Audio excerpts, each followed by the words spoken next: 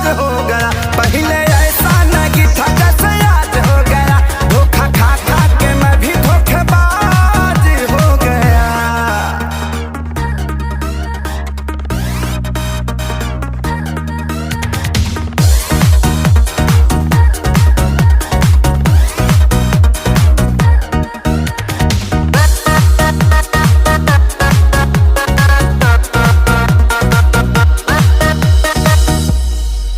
लड़के भी लड़कियों को फंसाते हैं, सब पाते ही वो छोड़ जाते हैं। हम अकेले पाते हैं क्या?